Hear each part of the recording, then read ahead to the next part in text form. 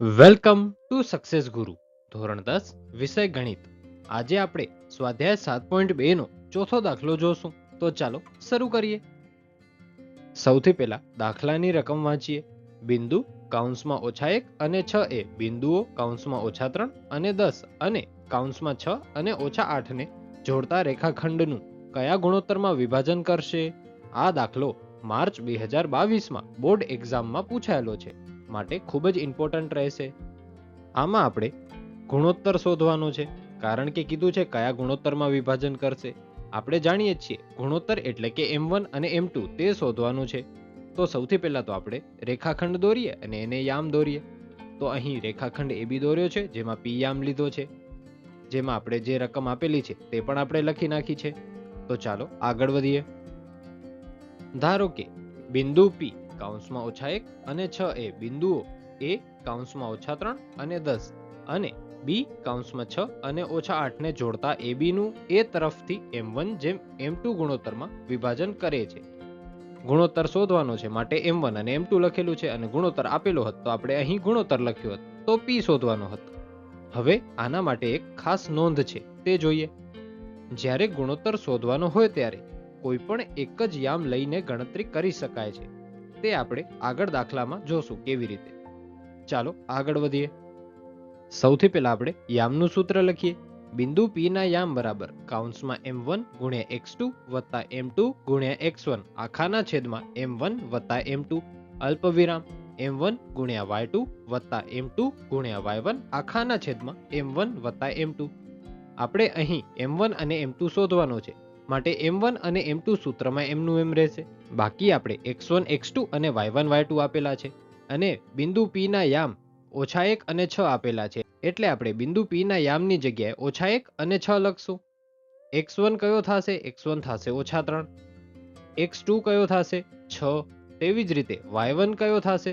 10 અને y2 કયો થશે? 8. આપણે કિંમતો મળી ગઈ છે, તો ચાલો સૂત્રમાં મૂકીએ.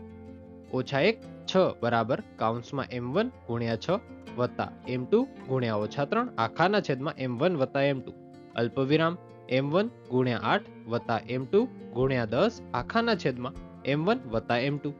હવે આપણે અગાઉની સ્લાઇડમાં એક નોંધ જોઈ હતી, જેમાં હતું કે જ્યારે ગુણોત્તર શોધવાનો હોય ત્યારે કોઈ પણ એક જ યામ લઈને ગણતરી કરી શકાય છે. તો આપણે અહીં x યામ લેશું. મેં અહીં x યામથી ગણતરી કરી છે, તો x યામનું સૂત્ર લાગુ પડશે આપણે આ, અને બરાબરની આ સાઈડમાં -1 લાગુ પડશે. જો આપણે આ દાખલો y યામથી કરત તો 6 લાગુ પડત બરાબરની આ સાઈડ, અને આ સૂત્ર લાગુ પડત. કોઈ પણ એક સૂત્રથી કરવાનું. તો મેં અહીં x યામથી ગણતરી કરી છે, તો આપણે આગળનું પદ મળશે -1 બરાબર કૌંસમાં m1 ગુણ્યા 6 વત્તા m2 ગુણ્યા -3 આખાના છેદમાં m1 વત્તા m2. હવે આનામાં આગળનું પદ કેવી રીતે કરવાનું? તો m1 અને m2 અહીં ભાગાકારમાં છે, આને આપણે બરાબરની બીજી સાઈડ એટલે કે અહીં લઈ જઈએ તો આપણે મળે m1 અને m2 ગુણાકારમાં. તો ચાલો તે કરીએ. માટે આપણે આગળનું સ્ટેપ મળશે -1 કૌંસમાં m1 વત્તા m2 કૌંસ પૂરો બરાબરની બીજી સાઈડ m1 ગુણ્યા 6 વત્તા m2 ગુણ્યા -3 એમનું એમ. તો હવે m1 ગુણ્યા -1 કરીએ તો મળે -m1, અને વત્તા m2 ગુણ્યા -1 કરીએ તો મળે -m2. તો બરાબરની આ સાઈડ તો એ થઈ ગયું. પણ હવે 6 ગુણ્યા m1 કરીએ તો આપણે મળે 6m1 વત્તા m2 ગુણ્યા -3 કરીએ તો આપણે મળે -3m2. તો ચાલો તે લખીએ. -m1 -m2 બરાબર 6m1 -3m2. હવે આપણે m1 m1 ભેગા કરવાના અને m2 m2 ભેગા કરવાના. તો 6m1 ને આપણે બરાબરની બીજી સાઈડ એટલે કે 6m1 ને આપણે અહીં લઈ જઈએ, અને આ m2 ને આપણે અહીં લઈ આવીએ. તો આપણે નેક્સ્ટ સ્ટેપ મળશે -m1 -6m1 બરાબર -3m2 વત્તા m2. સૌથી પહેલા આપણે આને સોલ્વ કરીએ. -m1 -6m1 એ બેનો થાય સરવાળો. ઓછા સરવાળો માટે નિશાની તો ઓછા જ રહેશે, કારણ કે મોટા પદની નિશાની પણ ઓછા છે અને બંને ઓછા છે. 6 વત્તા 1 કરીએ તો કેટલા મળે? 7 મળે. તો આપણે અહીં મળશે -7m1, અને બરાબરની બીજી સાઈડ એટલે કે અહીં આ બાદબાકીમાં છે, આ સરવાળામાં છે. ઓછા વત્તા બાદબાકી થાય. 3 માંથી 1 જાય તો કેટલા રહે? 3 માંથી 1 જાય તો રહે 2, માટે અહીં રહેશે -2m. તો આપણે આગળનું સ્ટેપ મળશે -7m1 બરાબર -2m2 એટલે કે -2m2.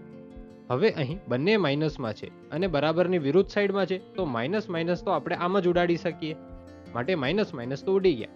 હવે m1 ના છેદમાં m2 લઈ આવીએ અને 2 ના છેદમાં 7 લઈ જઈએ તો આપણે ગુણોત્તર મળી જશે. માટે આપણું આગળનું સ્ટેપ થશે m1 ના છેદમાં m2 બરાબર 2 ના છેદમાં 7. માટે m1 જેમ m2 બરાબર થશે 2:7. માટે આપણે ગુણોત્તર મળી ગયો 2:7. આ જ આપણો જવાબ થશે. અહીં આ દાખલો પૂરો થાય છે. Thanks for watching. જો તમને દાખલો સમજાઈ ગયો હોય તો વિડીયોને લાઈક કરજો અને આવા જ એજ્યુકેશનલ કોન્ટેન્ટ માટે ચેનલને સબસ્ક્રાઇબ કરજો.